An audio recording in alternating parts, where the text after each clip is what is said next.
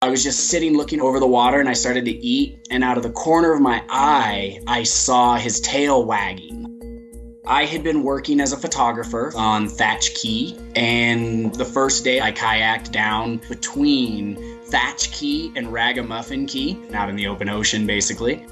And I looked over, and then immediately I realized how severely emaciated he was. I mean, my heart like exploded out of my chest. I scrambled out of the kayak. I called to make sure there was nobody in the fishing shack, and nobody appeared. Winston was basically walking on little boardwalks. He was just waiting for a human to show up. So there was an old pair of swim trunks. I took those and I kind of approached him with that to wrap around him. And then once I got him in the kayak with me, we had about a mile I had to row back to the resort. Bringing this dog back, I really had no idea if it was gonna work out like my heart wanted it to. Will people help me? I'm in a foreign country. I have like 36 hours until I leave this country. At the best, I was like, we'll get him home. He'll end up back in Montana with us. Everybody kind of helped me start taking care of it. They got me a couple cans of Dewey's dog food. The young bartender there immediately started calling friends, who then found out where this closest vet was. I booked a boat back to the mainland, to the city of Dangriga.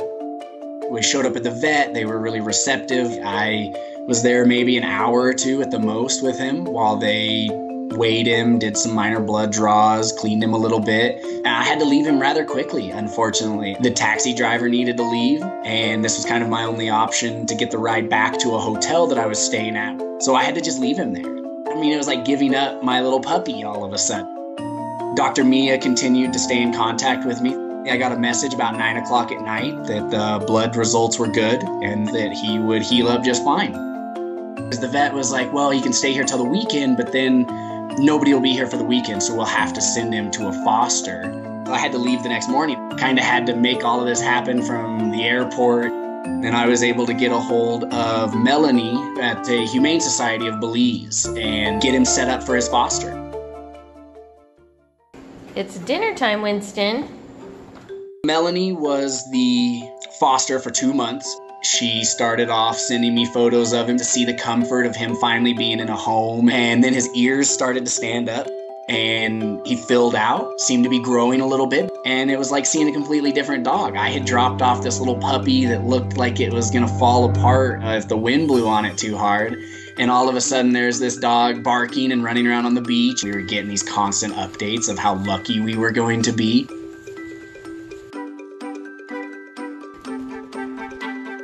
And then finally, about the end of January, got a message from Melanie saying that he had gotten cleared by Dr. Mia and it was time to book the flight. And then she put him on an airplane to Dallas. Bye, Winston. It was like, okay, this is the day you need to book it. You have 3 days to get here. All right, we are officially on our way to go pick up Winston. We're just about to leave Montana, headed into Wyoming. We had to go through a section of interstate from southern Montana to northern Colorado that is very famous for shutting down. And so you're hoping that at any minute they don't shut them down, because the Intermountain West was getting multiple feet of snow. We had to just keep on driving as quickly as we could. We are in Dallas, Texas, on our way to the airport right now to pick up Winston. Here he comes.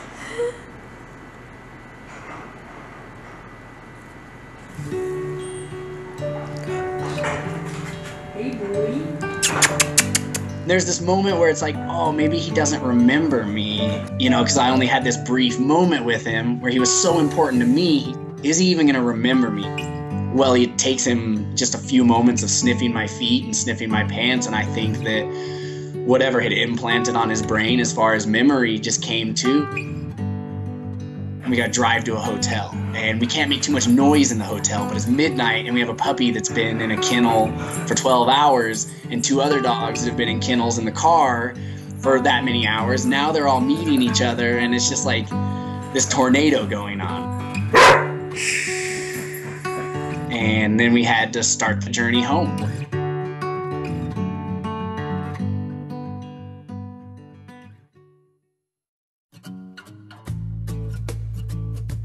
Everyone's doing great since we got Winston home. We have a lot of snow here, so that was very unexpected for him. Maybe he thinks he got in a spaceship and went from a planet of all sand to a planet of all snow.